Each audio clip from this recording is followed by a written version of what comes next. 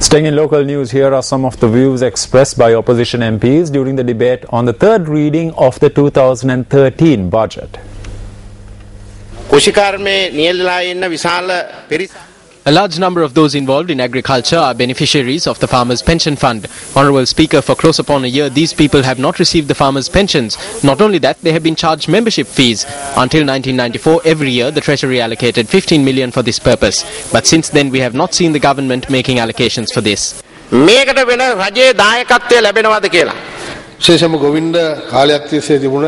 Through this, several problems that farmers have been facing for a while now have been addressed. Provisions have been made in this budget to strengthen the fertilizer subsidy, which we commenced in 2006. We have seen immense benefits from this subsidy. At the time, the President said this was not a subsidy but an investment.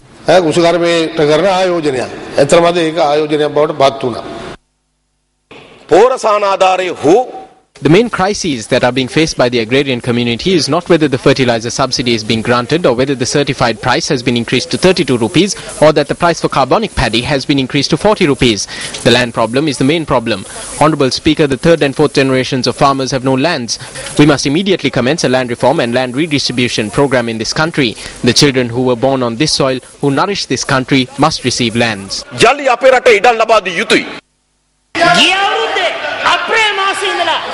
Farmers' pensions have not been paid since April last year. I request that from today onwards you take measures to make the necessary allocations and commence paying the farmers' pensions. Impeachment motions should be brought against the Minister of Agriculture. Impeachment motions should be brought against the Minister of Agrarian Services. An impeachment motion must be brought against them for depriving and betraying the 1 million farmers in this country. Without clearing our heads with regard to the vision for this country, we cannot escape from the danger facing us. I believe that we are at present importing more than 1 billion rupees worth of seeds. The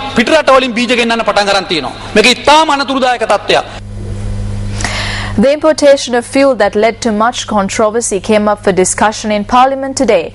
Questions were raised in this regard by United National Party parliamentarian Rosie Senanayake.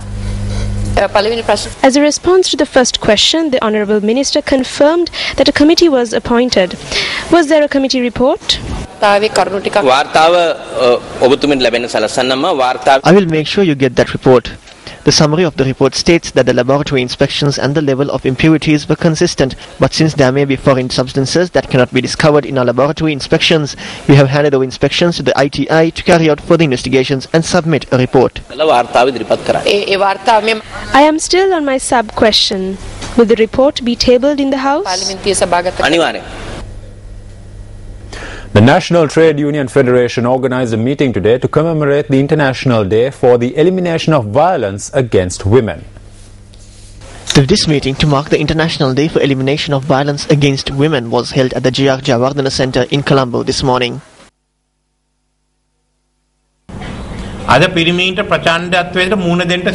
Today, men are victims of violence. Why is that? This is because law and order has collapsed in this country. There is no independent police, independent judiciary, and there is no independent state service to look into this. That is a huge problem. This is not a problem that affects just men. It is a problem where people in this country are being denied their fundamental democratic rights by the repealing of the 17th Amendment. මෙරට ජනතාවගේ ප්‍රජාතන්ත්‍රවාදී මූලික අයිතිවාසිකම් නැති ප්‍රශ්න. අද බරපතල ලෙසම අපිට තියෙන ප්‍රශ්නය Today there is a serious problem. Although we have the law as a beautiful bangle to protect us, but the question arises whether we are protected by that today. Fear is growing amongst women day by day. We have a problem of whether the opportunities for women to advance in their careers are hindered through violence against women. Our news segment, The Best Cut, is an endeavour that combines the power of traditional reportage with the power of new media to give you, our viewers, a powerful voice. An independent panel will select 3 statements each day, and you, our viewers, have the opportunity to vote for the best statement. We report, you decide, you judge. The Best Cut. Make your choice now.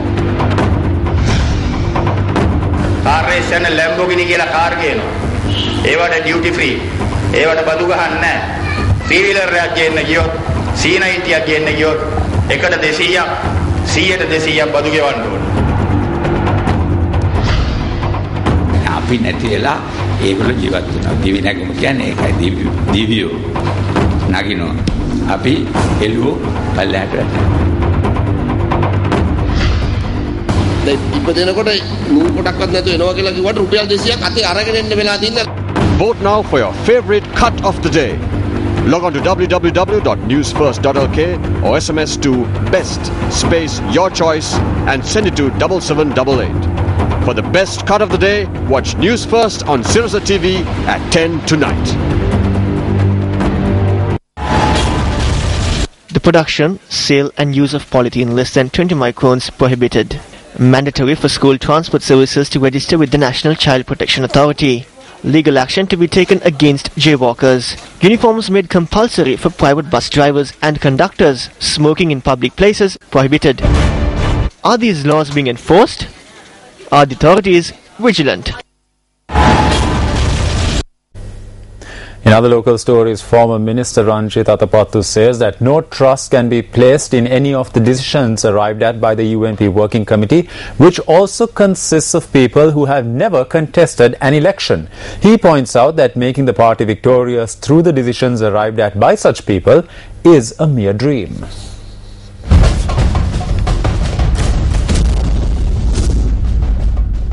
පොදුවේ අපේ පාක්ෂිකයන් අයින් කරලා තමන්ට ඕන පිරිසක් විතරක් ගෙන්නලා මේ What they want is to exclude the party faithful, get a few people that they want to participate and pass this proposal.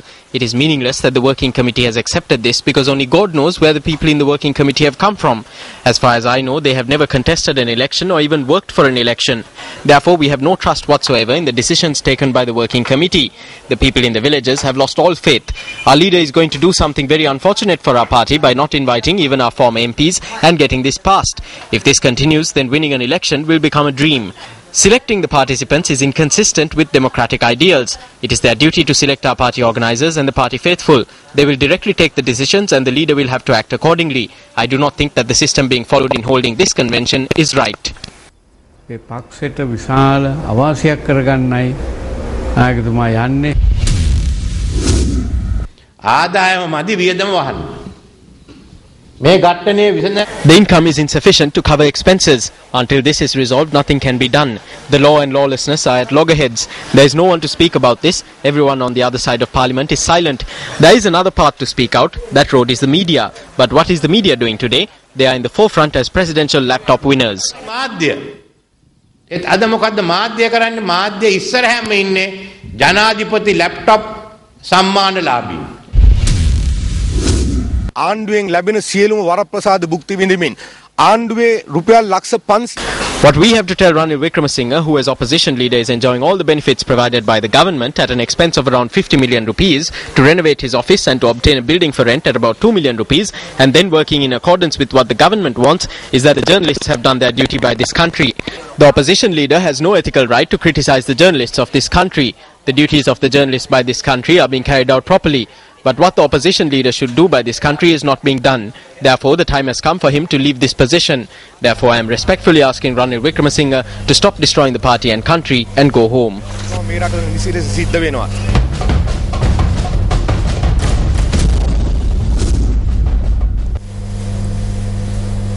Minister of Transport Kumar Welgamu says that the Sri Lanka Transport Board is looking at the possibility of purchasing 1,000 new buses on lease.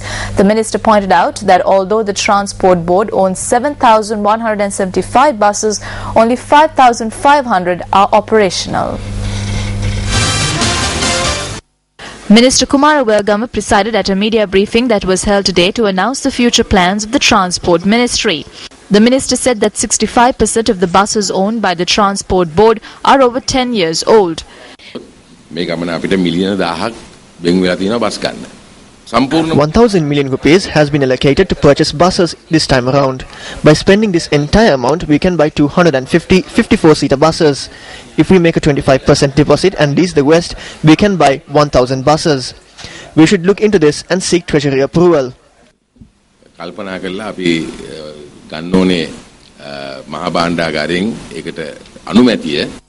Journalists questioned whether the private sector would object to this move. The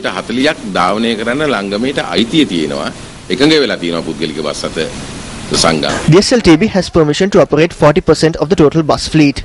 The private bus associations have agreed to this. I don't think anyone would object to purchasing new buses to replace the old ones.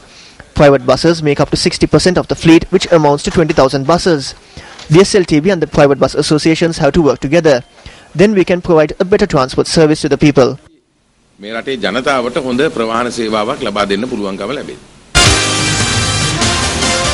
You're watching News First. It's time now for the newspaper cartoon of the day.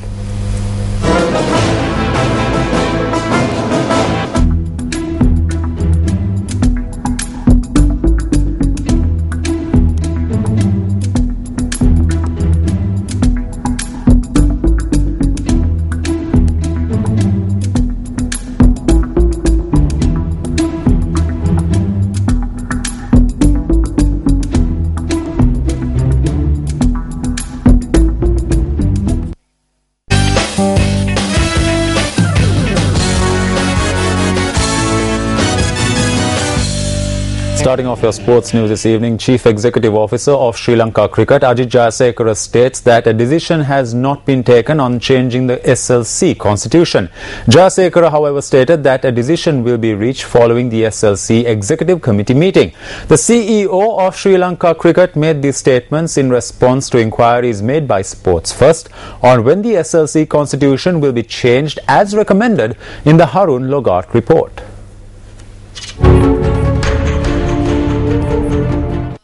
The Sri Lanka Cricket Constitution has been highlighted as the second key issue in the report prepared by the former Chief Executive Officer of the International Cricket Council, Harun Logart. The issue states that the SLC Constitution and governance model is outdated. Harun Logart report, the Constitution, he is talking about the Constitution. I think it is the high time to have a change, and when you have a change, it's really difficult to manage the change. But if you really see, this Constitution was constituted and done long time ago for sports ministry to manage the sport, but today it can be managed independently, and the Sri Lanka Cricket Board and the members are eligible, and they are willing to, and they want to manage Sri Lanka cricket on their own. So that's the change that we all want to have it. In order to overcome the second key issue, the Logart report recommends that a comprehensive redraft of the SLC constitution be undertaken and install a new governance model so that the SLC is fit for purpose in the 21st century. It also recommends for a code of conduct and ethics to be introduced to govern the behavior and practice of all persons, both internal and external, involved in the SLC.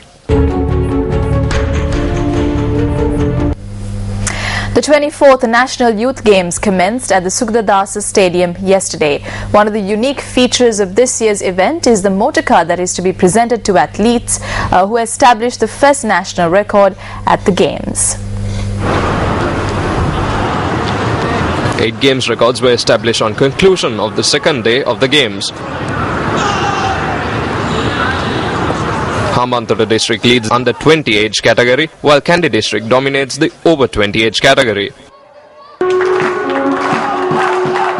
Ratnapura, Colombo and Gampaha currently lie in first, second and third places in the overall championship.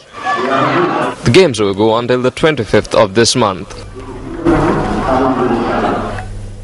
Minister of Sports Mahinda Anandaluthgamage says that late Minister Gamini Disanayaka is a name that cannot be forgotten in the history of cricket in this country. He made this statement at the opening ceremony of the newly renovated indoor cricket nets at the NCC grounds. The indoor nets were constructed by the Sri Lanka Cricket Foundation, which was established under the initiative of late Minister Gamini Disanayaka at the NCC grounds in Colombo in 1984. With the objective of improving the infrastructure of the sport, 15 million rupees were allocated for the renovation of these nets.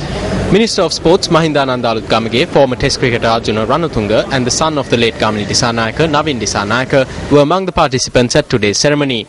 The facility was declared open this evening by the wife of the late Gamini Disanayaka, Srima Disanayaka. And with that, we wrap up this edition of your Primetime News Bulletin. I'm Shane Silva. And I'm Mahida Bong. So it was a pleasure having you with us here as always. Have a great weekend ahead. Good night. 214-896-896 www.newsfirst.lk. Feedback at newsfirst.lk.